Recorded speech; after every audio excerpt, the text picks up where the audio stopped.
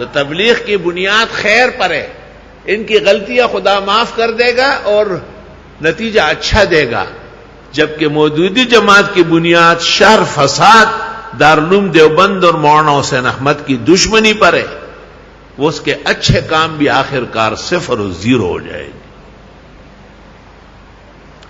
جس عالم سے خدا ناراض ہو اس کو جماعت اسلامی کی طرف موڑ دیتے ہیں، اور جس کا ایمان سلب ہو وہ مودودی کو اپنا دینی رہنما کہے گا۔ چنانچہ قاضی حسین احمد صاحب تشریف لائے تھے، میں نے یہ سب باتیں ان سے کئی کیسٹ میں محفوظ ہیں، تو مجھے کہا کہ میرے ماموں کا لڑکا مولانا ہدایت اللہ زندہ ہوتا تو میں تجھ سے مناظرہ کراتا۔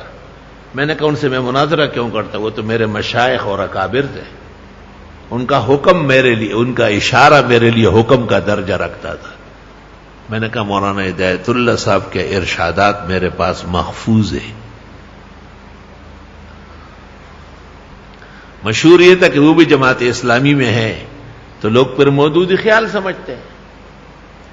تو ایک دفعہ ہم نے سوال کیا تو انہوں نے کہا میرے پھوپھی کا لڑکا جو میرا بھائی ہے قاضی حسین احمد، جماعت میں وہ میری وجہ سے لگا ہے اور آج جماعت کا امیر بنا ہوا ہے۔ اب میری کوئی حیثیت جماعت میں نہیں ہے کیونکہ میں مولانا مودودی کی فقہ کو غلط کہتا ہوں۔ اور پھر واقعہ سنایا کہ کل پرسوں حسین احمد قاضی آیا تھا اور اس نے سامنے ٹوٹی پر وضو کیا، میں یہاں سے دیکھ رہا تھا کہ انہوں نے جرابوں پر مسح کیا۔ میں نے کہا قاضی صاحب پیر نہیں دھوئے؟ کہا کہ نہیں، مولانا مودودی نے لکھا ہر طرح جرابوں پر مسح جائز ہے۔ کہا میں نے پوچھا کہ مودودی صاحب کو آپ جانتے یا میں جانتا ہوں؟ کہا آپ جانتے۔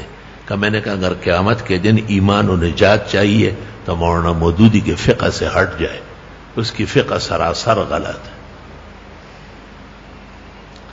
اور ان کے جو چھوٹے بھائی تھے قاری افضال اللہ حفظہ اللہ، جن کے بارے میں مشہور تھا کہ وہ جماعت اسلامی کے خطیب اور مبلغ و مناظر تھے، انہوں نے اس کی تائید میں کیا کہا، ہم نے کبھی بھی، وہ ایسا ہلتے تھے جب نبی نہ تھے نا، ہم نے کبھی بھی مولانا مودودی یا جماعت اسلامی کی کتابوں کو دینی کتب نہیں کہا ہے، جیسے بک اسٹال کے اوپر جنسیت و فلاں کی کتابیں پڑھی رہتی ہے ایسے وہ بھی پڑھی رہے۔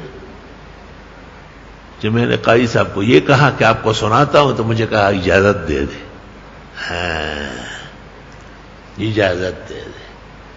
پھر بھی وہ شخص غنیمت تھے اور مجھے کہا آپ کا احسن البرہان دیکھ کر کے گھر والی مجھ سے جھگڑا کر دی ہے، کیونکہ وہ مولانا ہدایت اللہ کی بہن اور حضرت اقدس استاد گرامی قدر مولانا لطف اللہ کے صاحبزادی ہے، اور ان کو کہا کہ آپ کی مودودیت کی وجہ سے یہ شخص ہم سے دور دور رہتا ہے، ورنہ ہمارے خاندان کے حالات مجھے ان کی تحریر سے معلوم ہوئے۔ اور پھر مجھے دعوت دی کہ آپ تشریف لائیے اور آپ اور وہ بیٹھ جائیں، پردے میں وہ ہوگی، ادھر آپ ہوں گے، بات چیت کرے اور میں بھی موجود ہوں گا، خدمت کروں گا، پانی پلاؤں گا، کھانا لاؤں گا، یعنی وہ آپ اپنے استاذ کی بیٹی کے ساتھ۔ میں نے کہا ضرور سر، آنکھوں پر میں حاضر ہوں گا۔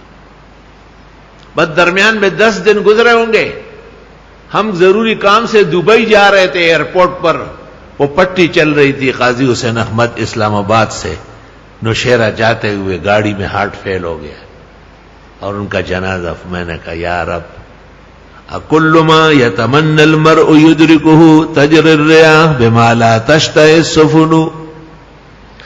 پھر ان کی وفات کی تعزیت ان کے بیٹے ہمارے صاحبزادے اور شہزادے لقمان قاضی کی خدمت میں جا کے میں نے کی۔ اللہ اللہ۔